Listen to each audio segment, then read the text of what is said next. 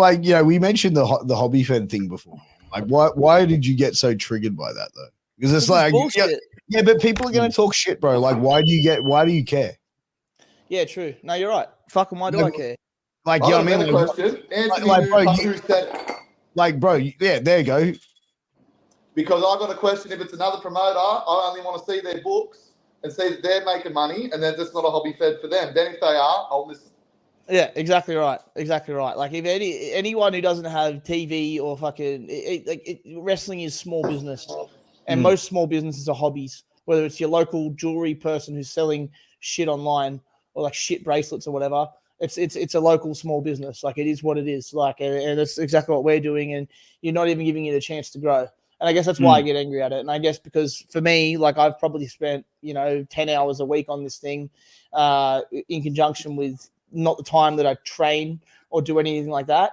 And at the end of the day, like that's how I feel about it, because I'm there every day. I'm fucking trying to fucking grow something. And when someone calls it a hobby fed, I'm just like, all right, cool. We'll just fucking.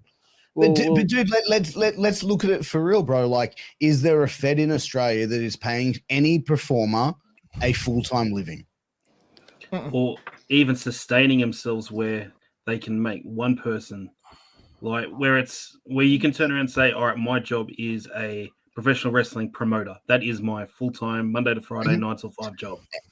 But that's the thing, bro. Like pro wrestling here, as much as everyone would love for it to be their full-time like gig, it's a side hustle. It's a hobby.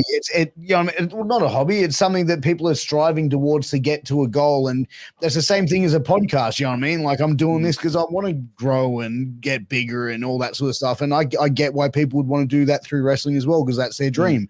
But for the most part as well, like there's no one making a full-time living from Australian wrestling. You know what I mean? Yeah, like exactly. So in reality, to call someone a hobby fed, you're being hypocritical, because everyone's a fucking hobby fed. Yeah. Like let's be, and I'm not saying that to throw shade on anybody. I'm not saying that to direct heat or fucking like insult anybody. I'm just laying down facts. You know what I mean? Like, and the fact of the matter is, it's all a fucking it's all hobby feds, bro. Look, I don't take it when I see things on the weekend like us doing 320, and I know the part of the work that we've put in, all of us together. I know that it's kind of, for me, it's validating. It's one of those little victories you can hang your hat on and go, okay, cool, something is changing, something is fucking working. We've got a training venue with an actual venue.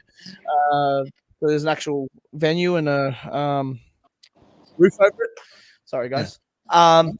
But at the same time, it's like it is what it is. Like it's not. I think I'm just pent up because I just need a girl by my side, man. And it's been hard. We'll get into it though. But is there someone in particular that's triggered this off, or is it this just like a multitude of people saying that like it's that? But I think Alcoholic Adam actually lines it up, and I'll let you speak, Akell. Like he's saying his passion projects, labor of love.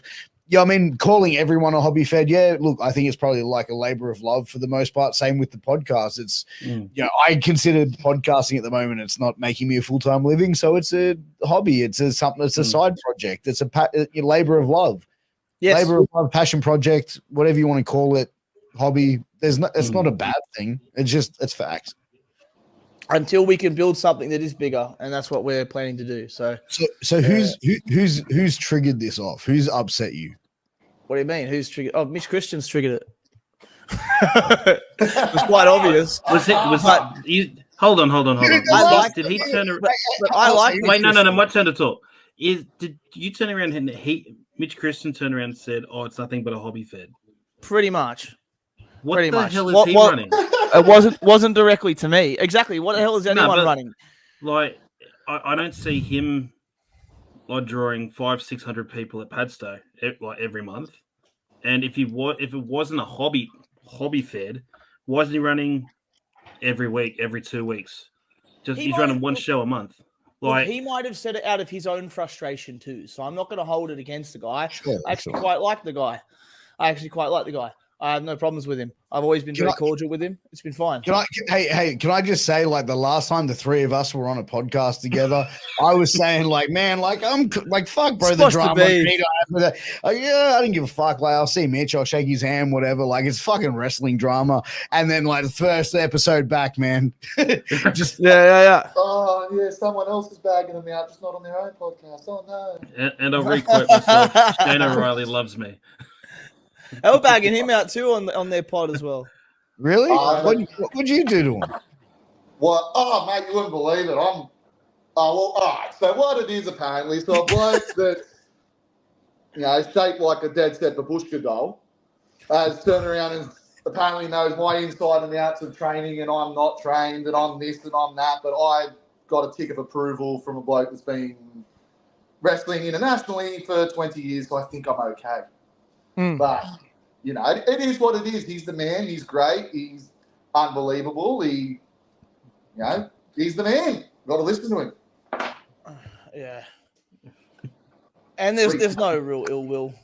I'm more upset that Piers said he was going to shotgun a beer 20 minutes ago and he hasn't done it yet. Yeah, that's been probably the most upsetting thing so far. I'm calling Piers out as a fraud right now unless he shotguns a beer, to be honest.